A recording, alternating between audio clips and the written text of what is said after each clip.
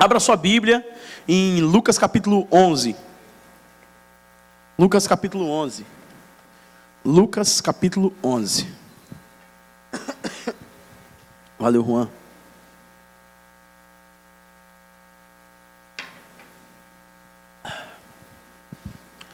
Lucas capítulo 11.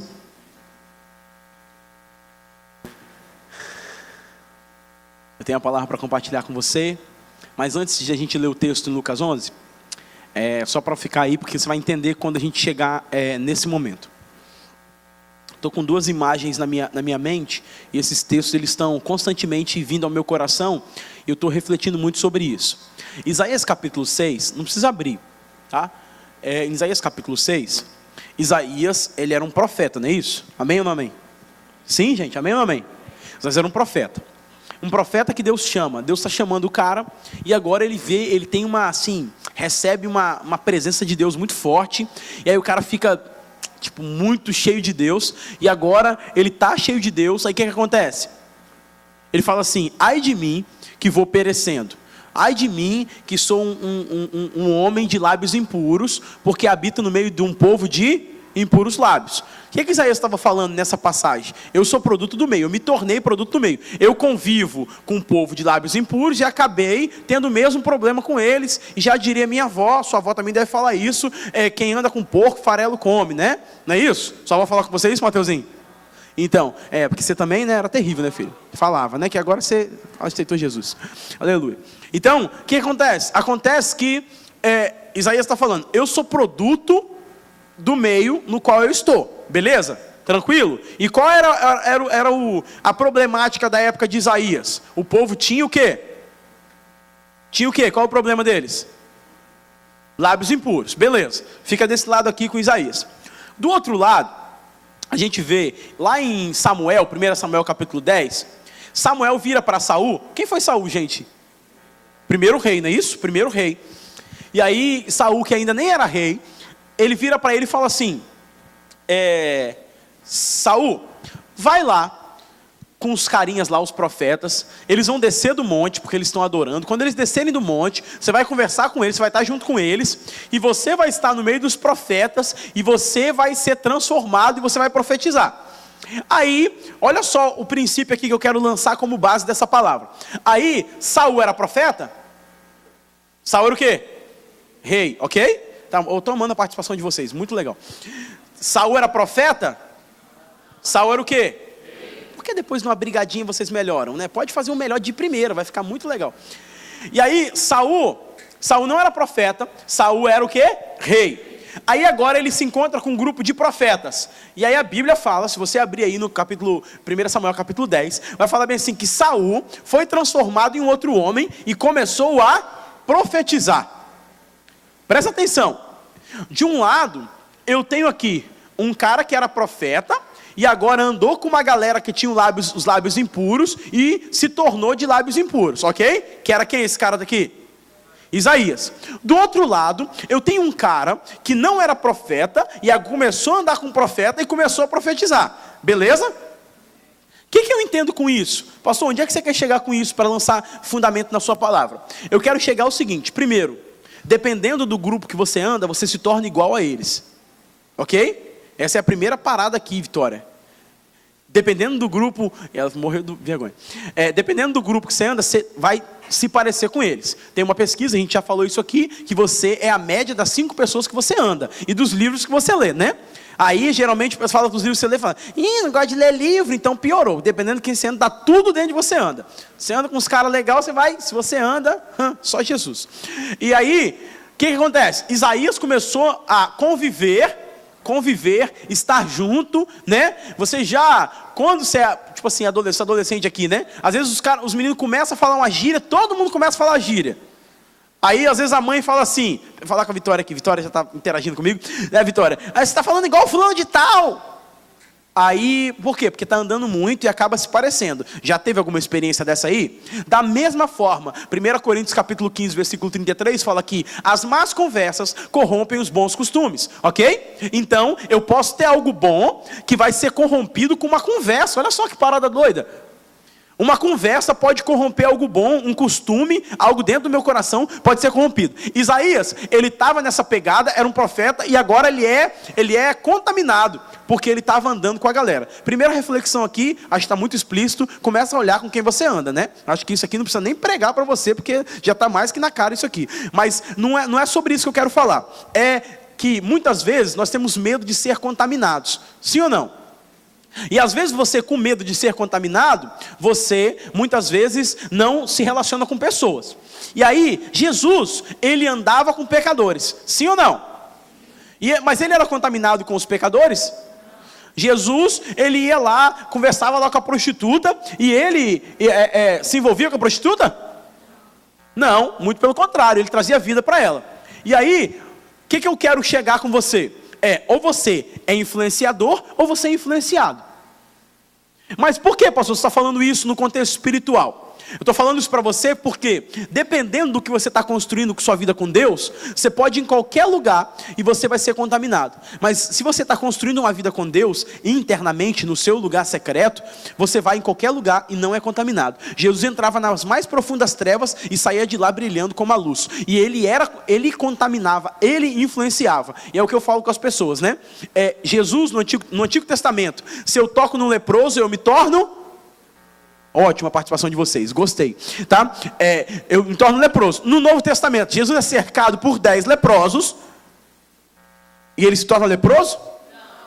Por quê? Porque alguma coisa mudou. Alguma coisa mudou do Antigo Testamento para o Novo Testamento, e eu acredito que seja isso que eu vou falar aqui agora com você, que é o tema da minha ministração. Porque Jesus construiu uma vida de oração dentro, no seu interior, e isso não permitia que ele fosse contaminado. Isso não permitia que ele fosse contaminado onde ele estivesse. Tipo assim, vamos dar um exemplo aqui. Na faculdade, às vezes aí tem muito crente, tem muita gente que não se relaciona ou não está presente porque tem medo de se contaminar. Tem outros que se relacionam demais ao ponto de se parecer com o tal e já se contaminar por completo. Está fazendo sentido o que eu estou falando?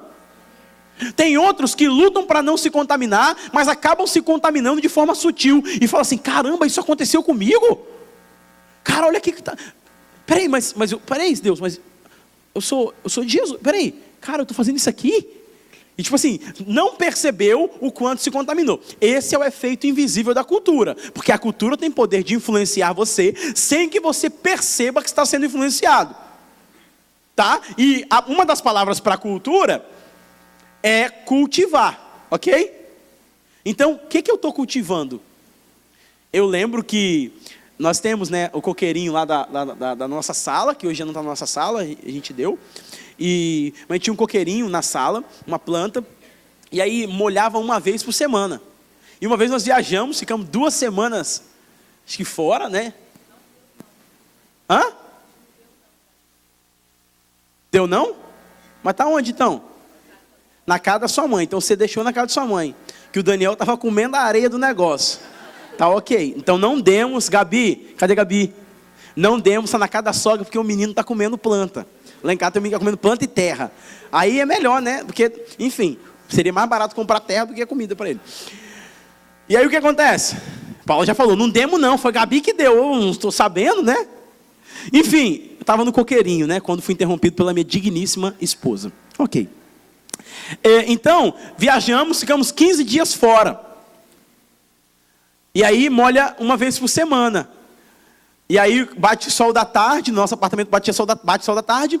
E aí, quando eu cheguei lá, o coqueirinho que estava bonitinho, estava assim, ó. Aí eu falei, Paula, morreu o coqueiro e tudo mais. Aí a Paula molhou o coqueiro e fez crente, irmão. Fez crente, porque aquela mulher é crente. Quem viu ela cantando ontem aí no negócio? Se for, passa no meu stories lá, que tem umas canções dela lá, que tá bombando assim. A gente tá pensando em lançar a carreira dela, entendeu? Cantando aí, entendeu? Glória a Deus. E aí, ela tava lá, aí ela molhou o coqueiro, irmã. Tacou óleo, molhou o coqueiro. E falou bem assim, coqueiro, eu te dou uma ordem, levanta-te. Aí o coqueiro que estava assim, fez... Rapidinho o coqueiro levantou. Mas o que eu quero dizer isso para você? Que o que eu cultivo vai crescer. O que eu estou cultivando vai crescer. Então, no domingo à noite, é muito legal, eu amo ver vocês todo domingo, para mim é o melhor momento, eu falei isso no culto aqui anterior, mas é o melhor momento, o domingo, é o mais cansativo em termos de atividades, né? Porque esse é o terceiro culto nosso já, então a gente está bem cansado, mas espiritualmente, emocionalmente, ver vocês é um grande renovo. Então, presta atenção, mas aqui no domingo é a nossa reunião, é a cereja do bolo, sabe? Mas o que você cultiva durante a semana vai crescer na sua vida e não adianta o domingo querer arrancar toda a colheita que você fez de segunda a sábado. Uau, pastor, poxa, top, hein? Me fez pensar aqui. Então, o que a gente está falando? A gente está falando de cultivar. Então, se você está cultivando Isaías, ele foi lá na presença de Deus, Deus estava tratando com ele. Eu não estou menosprezando o poder de Deus em tratar as pessoas, muito pelo contrário. Eu estou dizendo que esse poder pode tratar, mas se eu não cultivar a presença de Deus na minha vida, eu vou querer que Deus faça num ato o que é feito num processo. Consegue entender? Então, eu venho aqui e falo assim, pastor, ora por mim, bota óleo na minha cabeça, dá um copo de suco de uva, dá um pão, beleza, a gente vai fazer isso, você vai ceiar, amém, isso é bíblico, isso é verdadeiro, unja com óleo, Tiago capítulo 5, versículo 18 fala, unja, chama os presbíteros, ora, beleza, amém. Mas, velho, isso não vai substituir você viver uma vida com Deus durante a semana. Então, tipo assim, tem gente que quer mágica de Deus, Deus não é mágico, Deus faz milagre. Consegue entender o que eu estou falando? Isaías, ele cultivava um hábito destrutivo, que era estar no meio de pessoas de impuros lábios, e ele assimilou aquilo que ele tinha. Ele não cultivava, e é nisso que eu quero falar com você, eu não entrei ainda no tema que eu vou falar, é isso que eu quero falar com você, que ele não cultivava hábitos que construíam o homem interior dele. E por isso que você muitas vezes fica com medo de se contaminar em qualquer ambiente que você está, que é um ambiente hostil, no sentido de que não tem, você sente que está fora da igreja, o espaço aqui. Por quê? Porque não está construído tão forte o seu relacionamento com Deus, sua vida com Deus, e por isso qualquer coisa te contamina. Por isso qualquer coisa te contamina. E aí você viu um clipe, viu uma televisão, viu um negócio lá e você saiu dali contaminado. Por quê?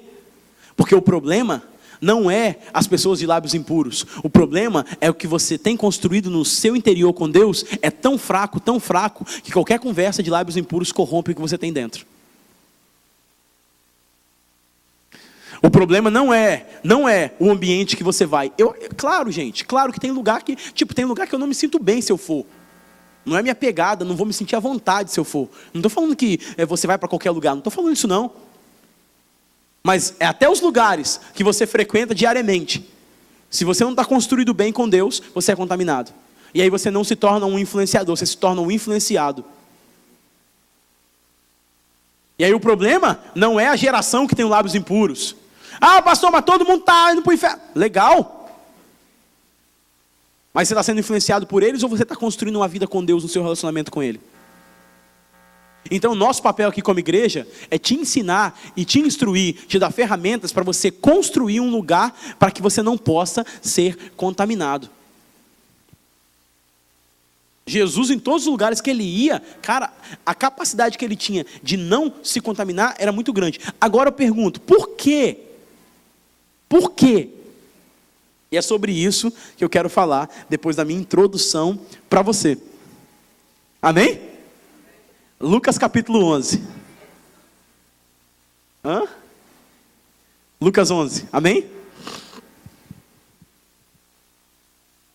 Certo dia, Jesus estava fazendo o quê? Num determinado lugar. Tendo terminado, um dos seus discípulos lhe disse: Senhor, nos ensina a orar. É sobre isso que eu quero falar com vocês, compartilhar com vocês, porque eu acredito que Jesus não era contaminado aonde ele andava, ele tocou em leproso, ele foi em casamento, ele estava em qualquer lugar e ele não foi contaminado. Por quê? Porque ele tinha uma vida de oração. Ele tinha uma vida secreta com Deus. E essa vida secreta com Deus não fortalece só o seu exterior. Nós somos a geração da imagem. O maior aplicativo que cresce hoje é o Insta, né? Nas redes sociais, é o Instagram. Por quê? É uma imagem. Você está postando ao vivo, você está registrando tudo, você está falando, eu estou pregando, você está postando aí o que está acontecendo. Porque o mais cresce, porque é de imagem. Nós prezamos muito pela imagem, mas esquecemos muito de prezar pelo nosso interior. E aí nós prezamos muito pelo que é o exterior. Exterior, ao você sair de sua casa, você preparou, botou sua melhor roupa, pegou seu melhor perfume, legal, bacana. Mas eu queria que você tivesse essa mesma intencionalidade no qual você se arruma, se prepara, você se cuida fisicamente, você se cuidasse espiritualmente também. Porque se você dedicar a mesma intencionalidade que você dedica para cuidar do seu exterior, para cuidar do seu espírito, para crescer no seu relacionamento com Deus, aí você pode ir para qualquer lugar, você não vai ser contaminado. E é um texto clássico que a gente usa nesses 12 anos de ministério, é Daniel capítulo 1, versículo 8. E decidiu Daniel no seu coração firmemente não se contar com as finas glórias do rei. Por quê? Porque ele estava na Babilônia, mas a Babilônia não estava dentro dele. Ele estava no mundo, ambiente mundo, espaço geográfico, cosmos, mas o mundo não estava dentro dele. O problema é que se eu não construo um lugar para Deus dentro do meu coração, eu deixo um espaço para o mundo crescer dentro de mim. E o maior desafio da nossa geração é colocar Deus no lugar que tem que colocar. No centro, no primeiro lugar, no top 1. O problema é que a gente começa a relacionar com Deus, a gente começa a vir para a igreja e começa a achar que oração é a ferramenta que a gente tem para poder conseguir as coisas de Deus. Quando na verdade oração é a ferramenta que Ele deixou para nós, através do Espírito Santo, para crescer num relacionamento de intimidade com Ele. E aí nós começamos até bem. Que isso, hein, Joaquim? Que isso, hein, cara? É isso que... E aí nós começamos até bem, mas nós substituímos no meio do caminho. Então, o que eu estou falando para você aqui? Os discípulos, se você não crescer numa vida de oração, oração, querido, não é mais uma escolha, não é mais uma performance espiritual, é questão de sobrevivência. Quer viver bem com Deus, quer crescer com Deus, quer levar Deus a sério, você tem que ter uma vida de oração. Não tem para onde você correr. Porque eu posso fingir pregar bem, mas eu não posso fingir orar bem. Eu posso fingir vir para a igreja bem, me arrumar todinho, cabelo cheio de gel, igual um monte de menino está aí, que eu estou vendo. Eu posso fingir estar bem por fora, mas se eu não construir uma vida de oração com Deus, é só aparência. Lembra que eu falei o que eu cultivo? Então o que eu estou cultivando no meu dia a dia? O que eu estou cultivando de segunda a sexta? Eu não quero falar do domingo à noite. Eu olho para todos vocês, todo mundo tem cara de quem tem vida de oração. Olha a pessoa do seu lado, só olha para ela e fala assim: você tem cara de quem tem vida de oração. Fala, me ajuda aí.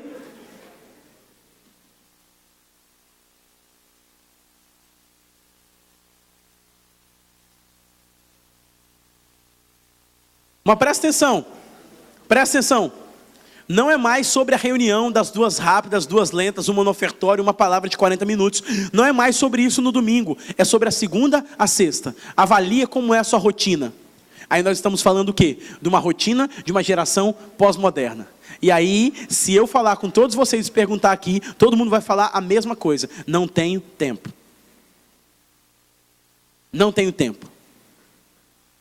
Eu já preguei sobre o tempo aqui, já falei muito sobre o tempo aqui, isso com vocês, mas é a desculpa da pós-modernidade. Por quê? A sensação que nós temos na pós-modernidade, nessa era de tecnologia, onde o avanço da ciência é tão grande, é que o tempo está se esvaindo em nossas mãos como areia. Você pega areia na praia assim, pega um montão, vai subindo, assim ela vai caindo assim, ó.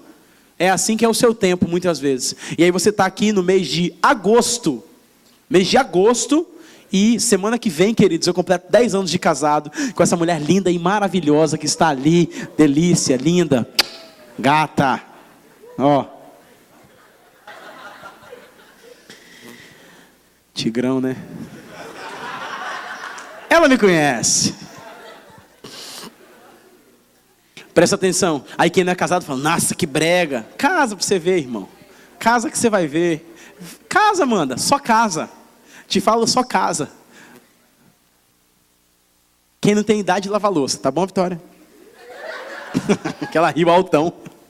Olha só, é brincadeira. Presta atenção. O que eu estou falando mesmo? Tá vendo? Vocês me embaralham todos, gente. Vocês são terríveis. Onde é que eu estava? Ah, tá. Tempo. Muito obrigado, tá? Aí em agosto, tempo. Aí você falou, mês 8. Minha pergunta é: o que você fez esse ano? O dezembro chega, você chega cansado, você não sabe nem o que você fez. Hã? Faz sentido o que eu estou falando? Você correu pra caramba, você não sabe para onde. Você não tem tempo na sua agenda, mas você está fazendo um monte de coisa, talvez não era nem para você fazer. Não estou falando de quem está estudando, tá, gente? Mãe, o pastor falou lá que eu estou fazendo um negócio que eu não preciso fazer, e eu dei uma sentida aqui que é a escola. O Espírito Santo falou comigo que a escola é do demônio. Não façam isso, gente, por favor. Os pais que estão aqui me ouvindo serão minhas testemunhas, amém? Mas é só um exemplo, porque o tempo parece estar passando mais rápido do que a gente imagina. E aí eu falo com vocês de vida de oração, a primeira coisa que a gente vai falar é: eu não tenho tempo. E aí, John Piper, que é um teólogo da atualidade, ele disse que a maior desculpa que os crentes diriam que não tinham tempo se resume em duas palavras: redes sociais. E aí não é pregar contra redes sociais, não é nada disso. É ter um equilíbrio na vida. Porque se eu não entendo que oração é importante para a minha vida, eu não vou orar. E aí, se eu não oro, eu desenvolvo as coisas na força do meu braço. E se eu desenvolvo as coisas na força do meu braço, já não é Deus que governa a minha vida, sou eu. E se sou eu que governo a minha vida, Deus já não tem o compromisso, a responsabilidade de intervir naquilo que não é dele, naquilo que é propriamente meu.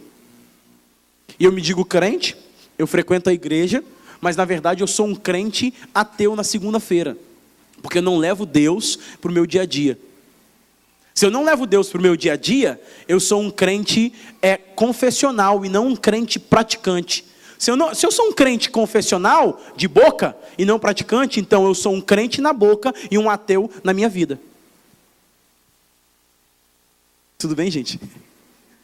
Vocês estão com essa cara olhando para mim, por quê? Porque se eu vivo uma vida que Deus aparentemente não existe para mim... Não, mas Deus existe para mim, pastor. Isso se reflete na minha vida de oração. Está refletido na minha vida de oração. Se eu não tenho uma vida de oração, querido, eu estou dizendo que Deus não existe. E se eu digo que Deus não existe, o que eu sou? Um à toa, né, na verdade. É isso que eu estou falando. Então eu venho no domingo, eu presto o meu culto racional, eu levanto a minha mão, legal, bacana, entrego a minha oferta, como do pão e do suco de uva, né? Mas eu vou para minha casa e ao sair daquela porta, eu esqueço que Deus está comigo. Por isso que o Salomão, no fim da sua vida, ao escrever Eclesiastes, ele disse o quê? Lembra do Senhor na sua mocidade. Porque a mocidade é a fase da vida. Eu também não gosto dessa palavra, mocidade, eu acho muito antiga. Mas a mocidade, a fase da vida, é a fase mais propensa para você se esquecer de Deus. Porque nós jovens achamos que temos tudo e sabemos de tudo e não precisamos de nada. Um silêncio pairou no auditório. Espero que Deus esteja falando com você. E aí nós entramos no fluxo da cultura. Qual é o fluxo da cultura? O humanismo, o homem no centro. O homem no centro, agora ele vai fazer o que lhe dá prazer. Vai fazer o que ele gosta de fazer, o que ele quer fazer. E para mim não tem problema nenhum você fazer o que você gosta de fazer, contanto que o seu prazer não fira os valores de Deus, sem problema. Aí eu pergunto, se o seu prazer Deus pode participar, é legal, mas se o seu prazer Deus não pode participar, aí é complicado. Mas é sobre isso que eu estou pregando, eu estou introduzindo para você, eu estou falando de oração, lembra disso? Oração, amém? Eu não tenho pressa para terminar minha mensagem, que eu posso terminar no domingo que vem. Então eu vou até o meu horário como sempre, mas eu quero entrar nisso com você. O que nos diferencia das pessoas que ainda não tiveram uma experiência com Jesus? Porque senão nós vamos nos tornar ateus praticantes, cara. E quando que o meu ateísmo praticante, ele é solucionado? Quando eu dobro o meu joelho e falo, Senhor, eu quero falar com o Senhor. Quando eu dobro meu joelho e paro de correr atrás de tudo, fazer um monte de coisa que eu tenho que fazer, e desenvolvo uma vida de oração com Ele. Cara, eu não estou falando isso para gerar culpa nem peso no seu coração. Não estou falando isso. Eu vou te mostrar porque eu estou falando isso aqui. Os discípulos chegaram para Jesus e falaram, nos ensina a orar. Quem são esses caras aqui?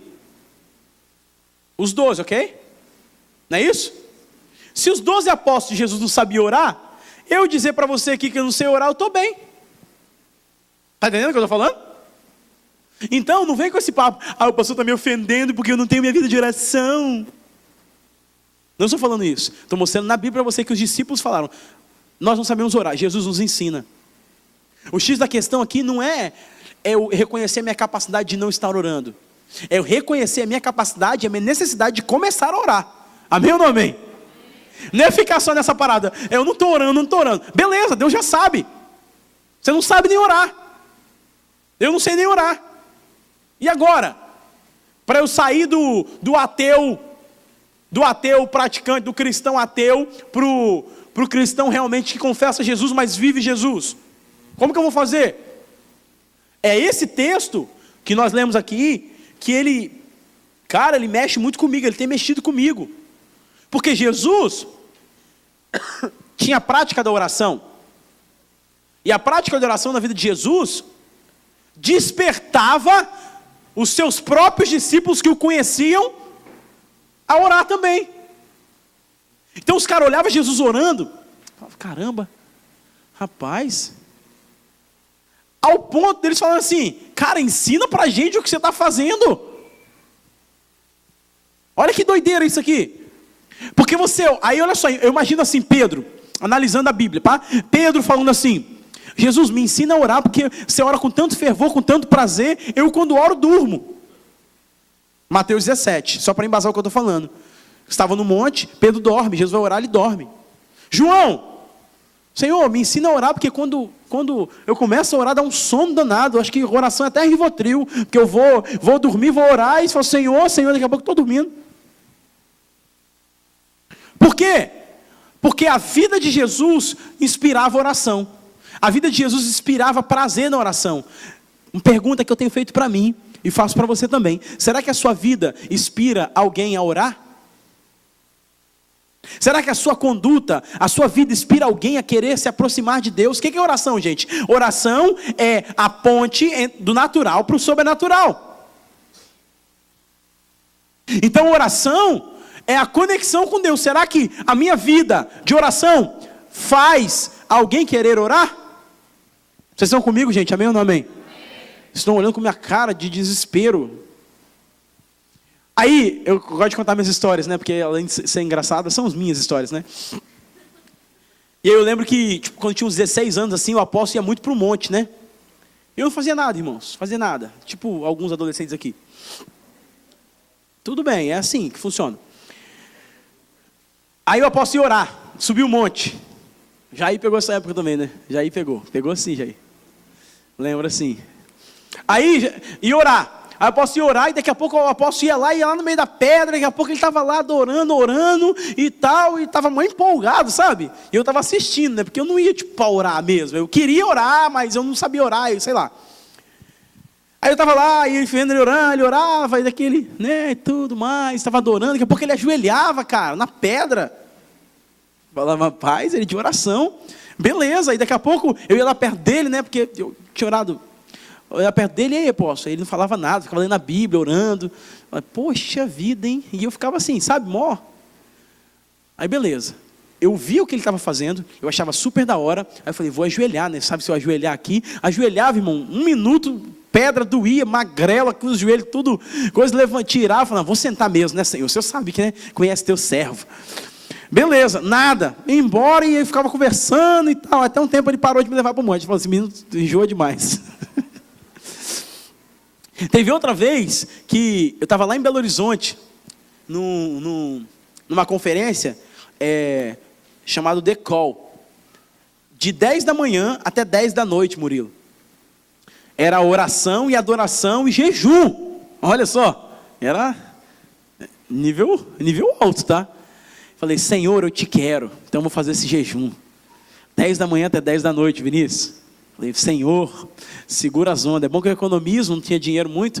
Eu lembro que eu dormi numa pousada que eu paguei R$25, que era a pousada dos seminaristas da Lagoinha. Que naquele dia eu nem dormi, porque os irmãos lá do grupo de oração ficaram profetizando a noite toda. Eu lembro disso. E aí eu estava lá e, aí tinha um cara lá, o líder do movimento de oração, o cara tinha mais de 60 anos. Aí ele estava lá, ele estava bem assim, ele ficou de 10 da manhã até 10 da noite. para lá e para cá. Eu olhava para ele, estava... Beleza, aí eu olhava para ele e falava, caramba, levantava a mão e falava, agora Jesus, me leva, pai, me leva, vai. Eu achava quanto mais levantar, mais ele me levar. Aí beleza, aí daqui a pouco dava meia horinha, sabe, Arthur? Meia horinha, eu falava, ai Senhor, vou abaixar essa mão, né, já. Meia hora, vou dar uma sentada aqui, né, e tal. Beleza, aí quando eu olhava para o lado, o Lou Engle, ele estava...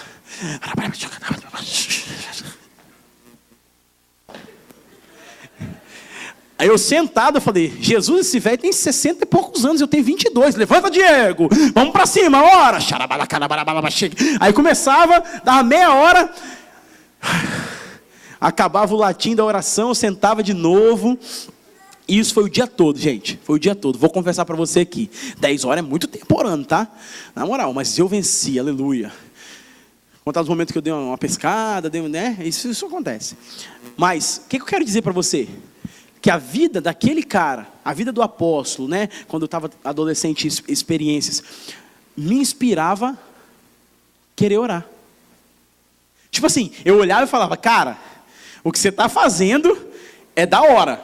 Eu vejo que você está com prazer nisso. Eu vejo que, tipo assim, você está voando o que você está fazendo. Tipo assim, cara, mas eu não sei fazer.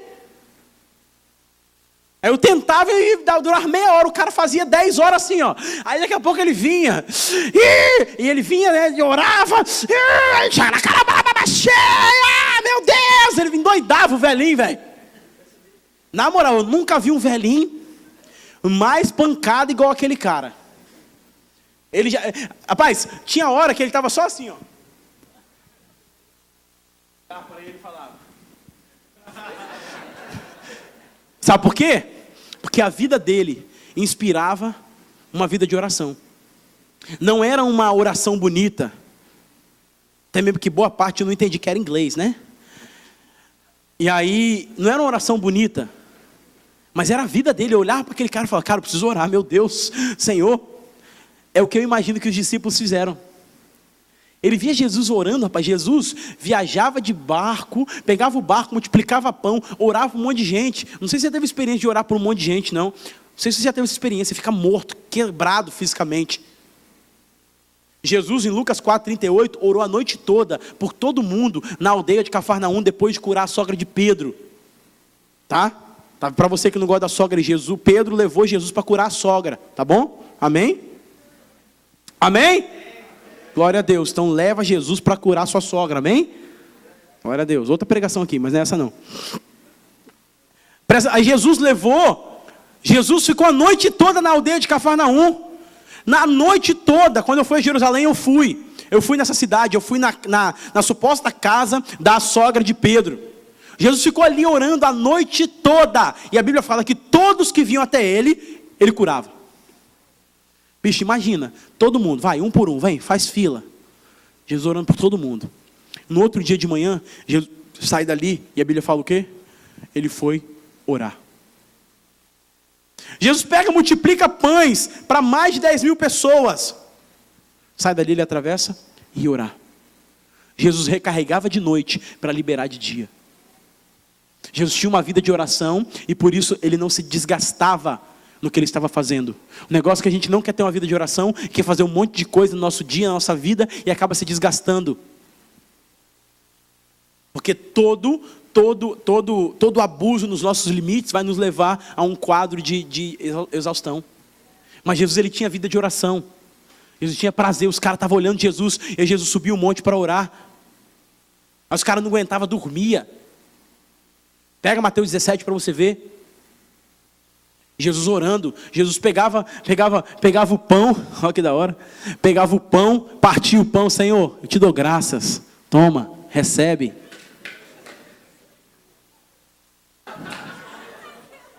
Só para ver se a galera tá ligada, vou tacar pão no povo aqui agora. Sou desse, taco pão. Gente, ai pastor, tacou comida, isso aí é artificial, tá gente? É artificial, é decoração só. Porque tem irmão que fala, credo, que pecado, pastor tacou comida nos outros. Não é sobre isso, querido. É sobre oração. Jesus partia o pão e dava o pão para as pessoas. Mas ele fazia tudo baseado na oração.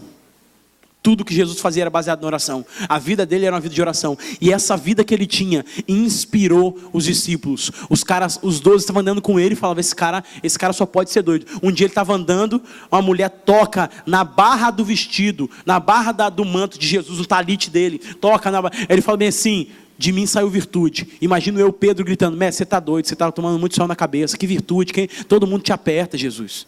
Pega o texto para você ler, a multidão te aperta, a multidão te oprime, a multidão está perto de você, te cutucando, todo mundo te cutuca, todo mundo quer puxar você para a oração. Não, de mim saiu virtude. Por quê? Porque ele sabia quem tinha tocado a vida dele, ele tinha percepção do que Deus está fazendo. E olha só como é que era Jesus, eu estou falando tudo quem era Jesus, gente. E agora os discípulos, depois de ver tudo isso, os discípulos fazem uma pergunta, mestre, nos ensina a orar. Agora eu te faço uma outra pergunta. Se tivesse que pedir uma coisa para Jesus hoje, o que você ia pedir? Ah, Senhor, um varão para eu casar. Irmão, uma varoa, Senhor. Ai, Senhor, eu pedi um aumento de salário. Aleluia, né?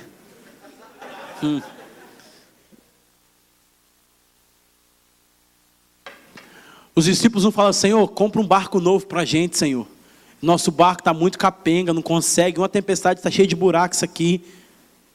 Jesus, o que você acha da gente começar a viajar a cavalo? Compra um cavalo para cada um, 13 cavalos, a gente vai viajar tranquilo.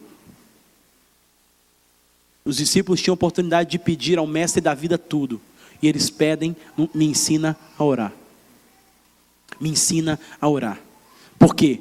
Jesus, ao andar com você, eu percebi não só a minha incapacidade de não orar, mas o desejo, a sua vida despertou um desejo de começar a orar. Então talvez você pode estar na incapacidade, reconhecendo a sua incapacidade de não orar, por vários motivos, tempo, família, sei lá, um monte de coisa você pode falar aí. Mas eu quero que você saia da incapacidade de não orar e reconheça o seu desejo de começar a querer orar. Porque há duas diferenças aqui muito grandes. Então os discípulos chegam, me ensina a orar. E aí essa oração de Jesus, essa oração de Jesus, os discípulos, né, pedindo a ele para ensinar a orar, fez com que eles começassem a engrenar. E aí Jesus fala do Pai Nosso, ensina para eles, mas foi só um modelo do que realmente Jesus queria fazer. Mas Jesus estava querendo mostrar para eles que é possível ter uma vida de oração. Amém ou não amém, gente? Lá na frente, só para deixar você mais assim, lá na frente, o apóstolo Paulo vai falar em Romanos, capítulo 8, versículo 29, se não me engano, né? Ele fala bem assim, nós não sabemos nem como orar. Então fala com a pessoa que está do seu lado, talvez você já teve vontade de falar isso para ela. Fala assim, você não sabe orar.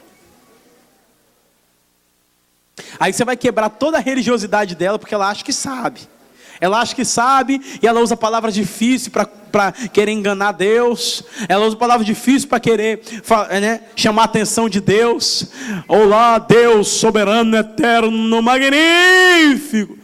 Tanta palavra difícil que Deus pega até o dicionário. Gabriel, pega o dicionário aí no céu para a gente ver.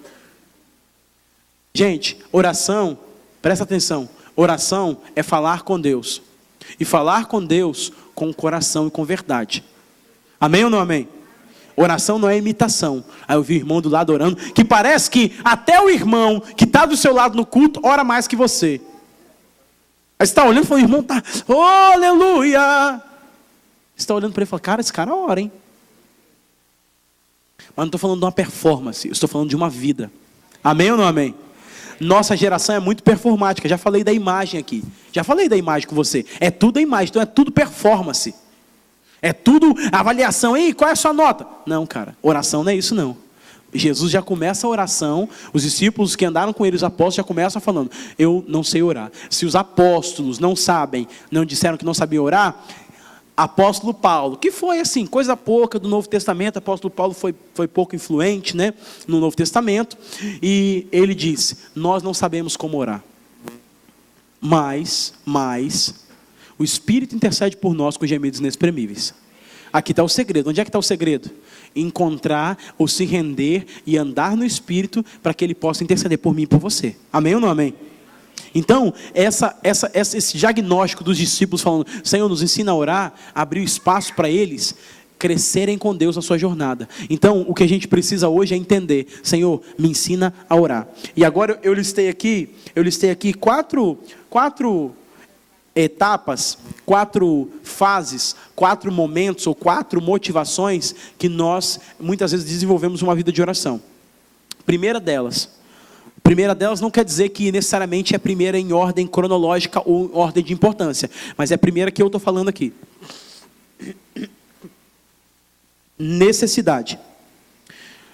O cara ora só quando tem necessidade. O cara tem um problema, ele tem uma dificuldade, ele está em depressão, ele está morrendo, ele está sem dinheiro, ele está sem emprego, ele está sem namorado, está sem namorada, foi mandado embora, ele precisa de um milagre, ele ora.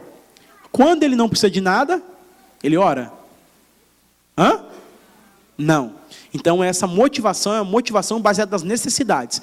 Então, por quê? Baseado nisso, criou-se a ideia, criou-se a doutrina, não estou falando que é certo, mas se criou esse pensamento no senso comum no meio dos crentes, que oração é para conseguir as coisas de Deus. Então logo, se eu estou precisando de algo, eu vou para quem tem. Então eu peço a Deus. Então a minha oração é: Senhor, me dá, Senhor, me dá, Senhor, me dá um aumento, me dá um varão, me dá uma varoa, me dá um salário, me dá alguma coisa nova, me dá. Esse é o clube do me dá. Já diria minha avó, Dona Iva, que é o quê? Que é filho de cego. Você parece filho de cego, menino, tudo você pede. Por quê? Porque a gente está sempre pedindo. Tá? É a necessidade. Mas agora eu entendo. Mas pastor, necessidade. Beleza. Mas eu entendo que Deus pode usar necessidades, tribulações, né? Tribulações, dificuldades, provações, deserto ou qualquer outra coisa que você queira chamar para poder te empurrar para uma vida de oração. Concorda comigo? Amém ou não amém? Então, às vezes, as pessoas são empurradas. Estou na dificuldade, pastor. Estou com depressão. Estou com crise de pânico. Eu preciso orar mais. Aí o cara começa a orar por causa da necessidade. Tipo assim, existe algum problema nisso? Não existe problema você ser impulsionado para a oração ou ir à oração por necessidade. O problema está em você se manter orando só por causa das suas necessidades. Está entendendo? Sim ou não? Sim. E aí, cara, aí a pergunta é: será que eu procuro Deus só quando eu preciso? No sentido de necessidades? Dinheiro, comida, as necessidades básicas, fisiológicas do ser humano que a gente precisa, né? Será que eu só procuro Deus nisso? Segunda coisa é oração por obrigação. Oração por obrigação é quando você se sente obrigado a orar. Por exemplo, amanhã, tá? Amanhã eu queria todo mundo aqui, 7 horas da noite, para a gente poder orar. Todo mundo, irmão, vamos embora, todo mundo, e tá, obrigado. Ou seu pai fala para você, ou sua mãe, ou sua esposa chama você e fala assim: vamos fazer um propósito, 7 dias de oração, só que você não quer orar. Aí se sente obrigado a fazer. Não é porque as pessoas estão te obrigando, mas você se sente obrigado em fazer. Está entendendo o que eu estou falando? E aí, eu lembro muito do Caleb. Recentemente, ele vai crescendo e vai querendo ficar com a sua própria vontade e tudo mais. Eu falei: filho, vamos, papai vai pregar numa igreja e vamos lá. Ai, pai, quero ficar em casa. Eu falei: não, filho, vamos, porque sua mãe vai sair, você vai ter que ir comigo. Pai, você está obrigando o seu filho a ir? Você sabe que é contra a minha vontade o que você está fazendo? Falei: filho, eu sei, mas mesmo contra a sua vontade, você vai, e você vai ver que vai ser legal. Beleza. Como não tinha outra opção para ele, e como ele tinha que ir de qualquer jeito, e aí ele foi lá, se comportou legal, aí no final eu falei bem assim: cara, vou fazer, eu falei comigo mesmo, como ele veio obrigado, e não tinha outra opção para ele, vou dar um bônus para ele, uma gratificação, vou levar ele para comer um hambúrguer. Aí eu falei: filho, vamos comer um hambúrguer e tal, ele comeu um hambúrguer. Aí no carro voltando eu falei: filho, você lembra que você não queria ir? Você falou que ia ser chato? Eu falei: lembro. Você lembra que foi legal pra caramba? Aí eu perguntei: foi legal? Pô, pai, foi legal, comi um hambúrguer. Pô, foi legal o hambúrguer. E porque o hambúrguer, pai, nossa, batata frita e um hambúrguer. Eu falei: tudo bem, beleza. E aí eu fui ensinando para ele. Nem sempre a gente quer fazer as coisas, mas tem coisas que a gente precisa fazer. E no final vai ser legal. Então, vida de oração, às vezes a gente começa na obrigação. Começa na obrigação de ter que ir, de ter que fazer, de ter que estar lá, de ter que vir, porque a nossa geração está com um problema sério, né? Está com um problema sério porque falava para ele que faça só o que te dá prazer. Faça só o que você gosta, só o que é legal, só o que é, sabe, good vibe, só o que é bacana. Ai, não gosto de fazer isso. Aí a gente fica assim, a vida toda falando que não gosto. Aí tem hora, eu acordei sem, não gosto de orar hoje, não gostei, não estou gostando. Aí não ora. Isso é um problema, porque nem tudo na vida a gente gosta de fazer. Tem coisas que eu não gosto de fazer e eu tenho que fazer. Eu me sinto na obrigação de fazer, pela minha responsabilidade. Eu me sinto na obrigação de fazer pelo nível de vida que eu sou. Por exemplo, tem coisas que eu não gosto de fazer, mas eu vou fazer. Meu exemplo do Caleb. Então você fala assim, não gosto, pastor, não acho legal, ó. Nossa geração está assim, só quero saber o que eu gosto. O que eu não gosto, eu não faço. Obrigação. Então tem coisas que começam na obrigação, mas no final tem prazer, irmãos. No final você vai ser gratificado, não gratificado propriamente dito como uma bênção. Às vezes você vai para um lugar, você vai para oração e você chega lá sem vontade. Tem dia que eu acordo e não tenho vontade de orar. Não estou com vontade de orar. Mas eu vou para a oração sabendo que eu necessito de orar. Não que eu tenho necessidades para Deus suprir. Eu necessito da oração. Eu necessito de estar com Deus. E eu vou para lá, quando eu vou para lá, eu sempre ganho um hambúrguer no final, queridos. Está entendendo o que eu estou falando? Eu sempre saio de lá gratificado com Deus, no meu relacionamento com Ele. Então, eu não gosto. Para de falar o que você não gosta. O Evangelho não é sobre o que você gosta, é sobre um Deus que morreu por você. Falou, pega, você quer me seguir? Você decidiu me seguir. Pega a sua cruz e vai, velho. Amém, gente? Amém. Glória a Deus, hein? Estou pastoral hoje, gente. Estou quase acabando. Terceiro é o quê? O primeiro é o quê, gente? O quê? Segundo. Terceiro, religião. Religião vem assim. Uma vez eu lembro que o apóstolo fez um propósito de Daniel. Propósito de Daniel, 21 dias no jejum, só de verdura, legume. Amém, glória a Deus. Amém nada já, já é difícil ficar, né? E vou fazer um jejum de verdura e legume, beleza, vamos fazer. Entra na chuva para se molhar. Mas tem que orar todo dia 21 minutos. 21 minutos, falei assim, moleza? Oração é com nós. Vamos lá. Fui para oração. Primeiro dia. Senhor, abençoe meu pai, minha mãe. É igual aquele programa da Xuxa, né? Um beijo especial para você também. Beijo para Xuxa, Senhor. Você vai orando, vai emendando um monte de negócio. Tem hora que você não sabe nem o que você está falando, né? Quando você não tem consciência de oração assim. Começa a orar, Senhor, meu Deus, meu pai.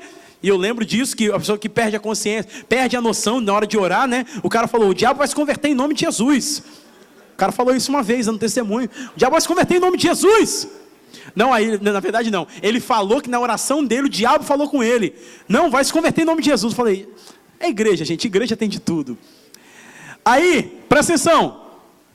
Fui para a oração, comecei. Aleluia, aleluia, aleluia. Aprendi que aleluia, aleluia, aleluia. Eu consigo falar 30 segundos de aleluia, aleluia, aleluia. Porque num tempo de 21 minutos, que eu consigo? Já ganho o quê? Vários minutos aí. E aí comecei a orar, Senhor, abençoe, esqueci. Esqueci o que orar, não tinha mais para orar. O que eu fazia? Aleluia, aleluia, aleluia, aleluia. Você ri porque não foi com você. E aí eu olhei no relógio. Olhei no relógio, quantos minutos? Quantos minutos, gente? Quantos? 2? Arrebentaram comigo agora vocês, hein? 3 minutos. Eu fiquei frustrado. Fiquei decepcionado, arrebentado. Falei, Senhor... E aí tem um tal de um texto aí que diz, nem uma hora pudeste velar comigo. Falei, meu Deus, se eu estou assim, com 21 minutos, 1 hora vai ser o quê? Um parto. E aí, eu estava na religião, irmãos. Eu queria ter um método, eu queria pegar lá e começar a ler a lista da cronologia de todo mundo, né? Da genealogia. Aí eu falava, vamos orar pelos missionários. Senhor, abençoa os missionários. Aí eu olhava os nomes, Japão, Nigéria. Aí começava todos, para ganhar tempo. Tipo assim, não era sobre o nosso relacionamento, era sobre o tempo que eu tinha que bater o cartão. Não era mais sobre um lugar de prazer, era um lugar de religiosidade. Aí eu saí de lá e falava o quê? Orei hoje. E aí, você orou hoje? Eu orei. Li 7 capítulos da Bíblia. Irmão, o que você leu? Não lembro agora não. Mas eu li. Então o importante não é eu estar com Deus. O importante é eu mostrar para as pessoas que eu estive com Deus. Moisés não fazia força nenhuma. Quando ele saía da presença de Deus, as pessoas percebiam que ele estava com Deus. Então, se você quer fazer força para mostrar que você é espiritual, isso só reflete que você não é espiritual. O tanto que você imagina. Estão comigo, gente? Amém ou não amém? Então, olha só, Moisés estava com Deus. Quando ele saía, uma tela de LED na cara. Brilhava o rosto dele. Porque não era por obrigação, não era por necessidade, não era por religião, querido. Então tem muita gente que está fazendo oração por religião. Aí a gente mudou o nome desse negócio de agora lugar secreto, lugar secreto, lugar secreto. É porque é o secreto, irmão, secreto, isso vira jargão. Eu quero saber se você está lá construindo esse lugar com Deus. Se você não está, é nítido na sua vida você avaliar isso. Você ainda está na crise entre Deus e o mundo. Você ainda está na crise entre santidade e pecado. Você está na crise entre saber o que Deus quer para você ou realmente o que o diabo quer para você. Você está no meio, você está no muro ainda, cara. E está querendo pagar de crente. Você não precisa pagar de crente para ninguém. O que você precisa é ir para lá no lugar secreto, deixar Ele construir em você algo que seja inabalável. É isso que você precisa. Tem coisa que só vai ser curado lá na oração. Ah, depressão. Tem coisa que vai ser curado só na oração. Você e Ele. Ele quer que você vá lá todo dia. Pão nosso de cada dia nos dá hoje. Tem gente orando, pedindo pão da semana toda para não voltar no lugar de oração. Jesus ensinou o pão nosso que nos dá hoje. Por quê? Porque é um relacionamento diário. Pode até começar na necessidade, pode até começar na obrigação, pode até começar na religiosidade, mas tem que pular para o prazer.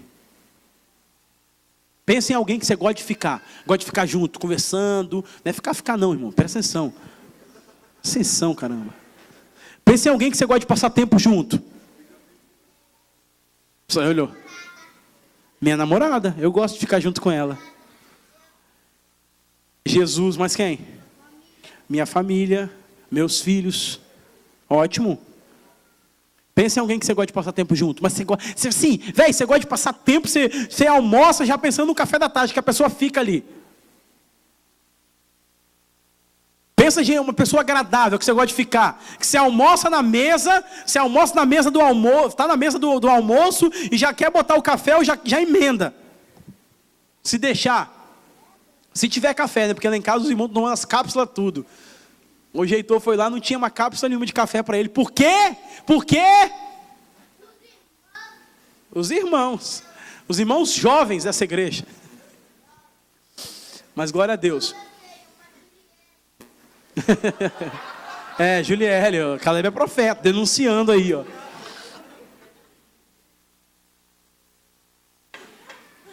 E aí, tipo assim, pensa em alguém comigo. Pensou? Vamos lá, pensou em alguém que você gosta de passar tempo assim, na boa mesmo, na moral? Pensou? Quem pensou? Levanta a mão. Você tem prazer de estar com essa pessoa. Legal. Agora, compara essa pessoa com o prazer que você tem de estar com Jesus. Ah, pastor, nem se compara, porque Jesus é meu tudo, meu mundo, meu fundo.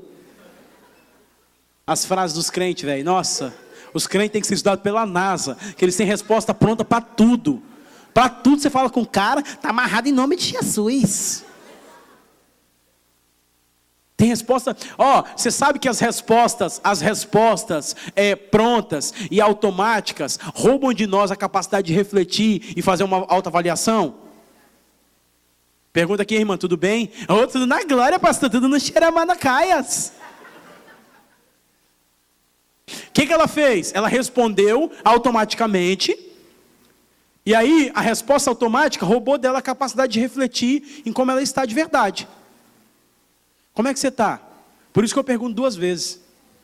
Porque a primeira é sempre automática. A segunda é, você está bem mesmo? Aí a pessoa... O que você sabe? Sei de nada, velho. Só estou perguntando. Sei de nada. Quem te contou? Tá lá no feed do Face, no Instagram, tudo lá, se sentindo deprê. Aí quando o pastor pergunta, quem te contou? Pensou nessa pessoa? Pensou. Agora compara ela com Jesus. Quanto tempo você passa com ela? Quanto tempo você passa com Jesus? Na primeira instância falou, nem se compara, Jesus é meu rei, meu salvador, meu Senhor, que morreu na cruz, ressuscitou no terceiro dia na manjedoura, no Belém.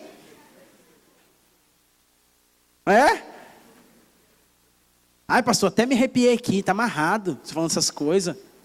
Por quê? Porque a gente já faz o quê? A gente já rouba de nós a capacidade de refletir. E a gente coloca no outro. Mas se fosse a pessoa que está aqui do meu lado aqui, ó, tem um namorado que não desgruda dela, 24 horas. Se ela tivesse a mesma intimidade que ela tem com o namorado dela, que ela tem com Jesus, ela estaria bem. Por quê? Mas aí começa a avaliar. Qual o tempo você passa com essa pessoa, qual o tempo você passa com Jesus? O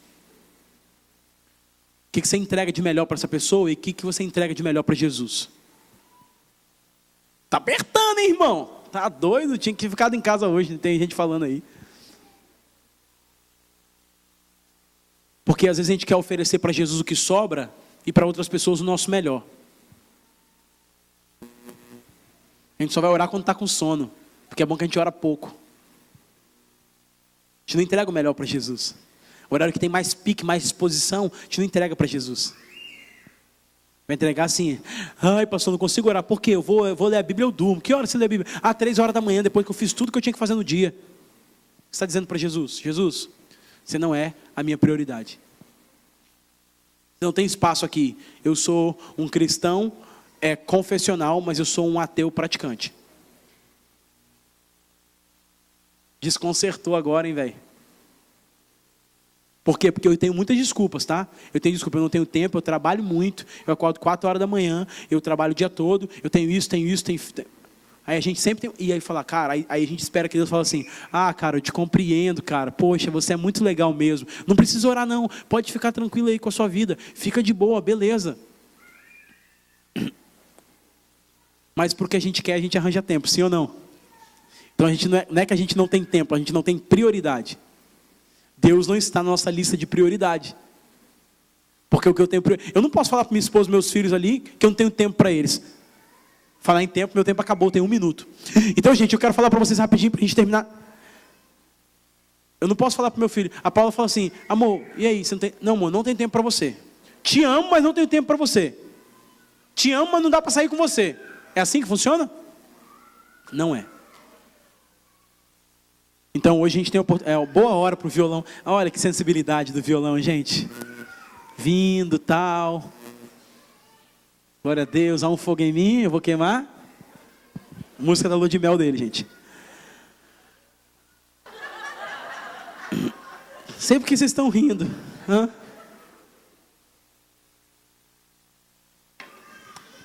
Presta atenção. Vamos ficar de pé.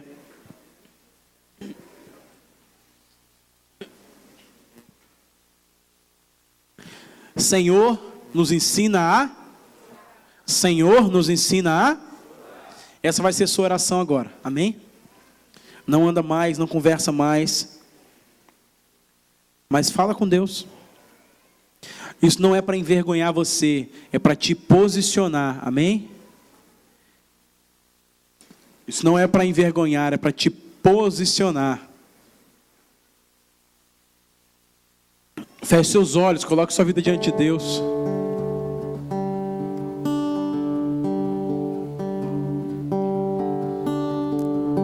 Às vezes a gente sente até indiferente, ou até... Sabe quando a gente sente que a gente não está familiarizado com o lugar, com o ambiente? Isso muitas vezes no mundo espiritual não tem a ver com o ambiente, tem a ver com Deus. Às vezes a gente não está com intimidade com Deus, a gente não se sente bem. Mas isso não é para nos constranger, é para a gente se aproximar dele. Então vamos fazer isso agora. Vamos dedicar esses próximos minutos para Deus, você e ele. Feche seus olhos enquanto o violão toca aqui. Fala com ele, Senhor, me ensina a orar.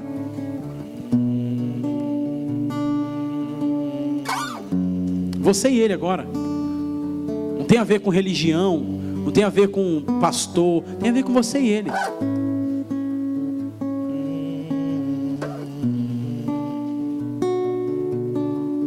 Deixa ele trabalhar de dentro para fora. Talvez por fora está muito bonito, mas ele quer trabalhar de dentro para fora.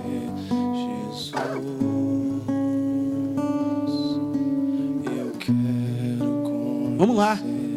Que esse sussurro, esse murmúrio, assim, essa vozinha que está começando a acender dentro de você, deixa ela crescer. Não anda mais, não conversa mais. Senhor, será que eu sou um ateu praticante, um cristão confessional?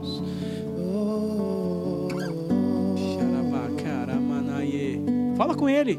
Pastor, não tenho o que falar. É conversar com Deus. Oração é conversar com Deus.